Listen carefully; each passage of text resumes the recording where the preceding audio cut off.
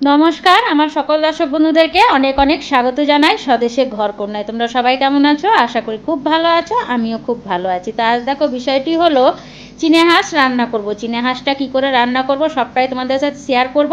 আর এটা রেসিপি হবে না, এটা একটা ব্লগ হবে, সেটা তোমরা দেখতে পাবে। হ্যাঁ, আজ এখানে কেউ খাওয়া দাওয়া করব না, কারণ বাড়িতে মানে যে যার কাজে গেছে, কেউ পরীক্ষা দিতে গেছে, কেউ কাজে গেছে, সবাই নেই। সবাই একসঙ্গে থাকলে খেতে দিতে ভালো লাগে।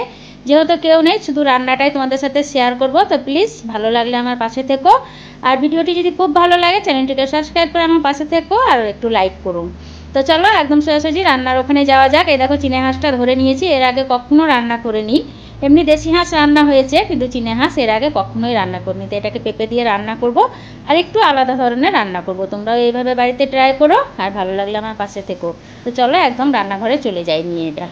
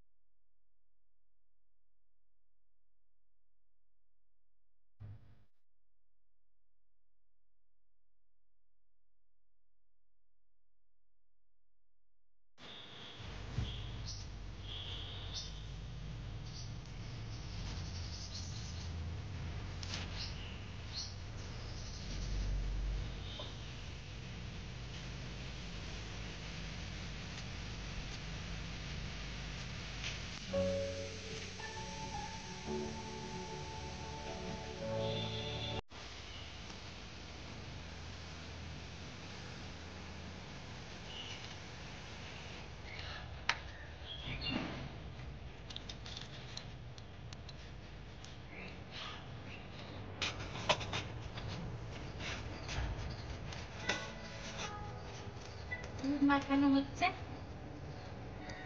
এটা মাখিয়ে ওই যে উনানে দিয়ে দেবো।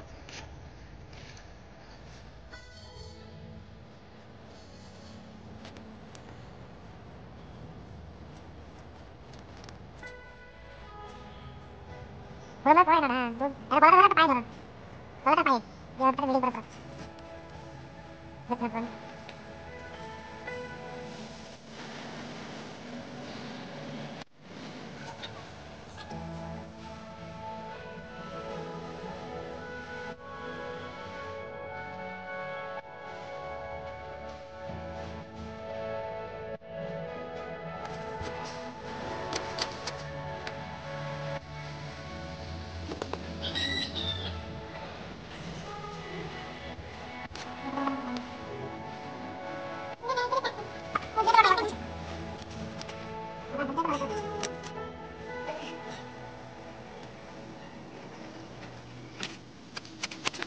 তেল দিয়ে দিয়েছি, কেটে রাখা পেঁপেগুলো দিয়ে দিলাম।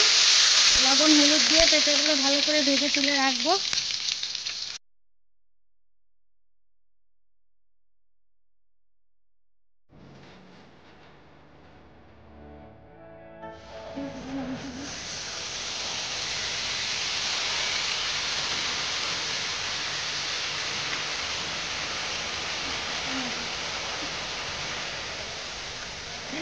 ভালো জোগাড় করে ভাই হাত দেবো।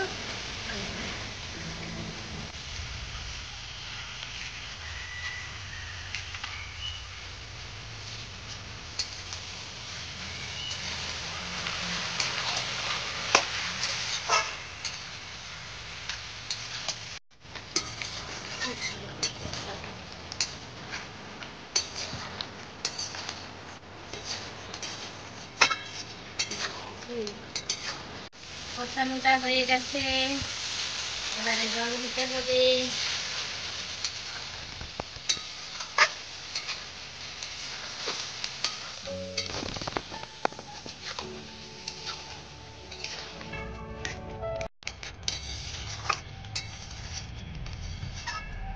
এবারে খাওয়া দাওয়া হবে, হয়ে গেছে রান্না, একদম রেসিপি রেডি। ওদিকে তো খেতে শুরুও করে দিয়েছে কষা মাংস।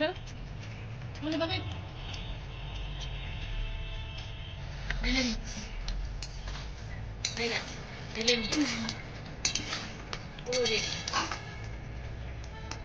খুব সুন্দর এই মাংসটা তোর ওই ই করে না,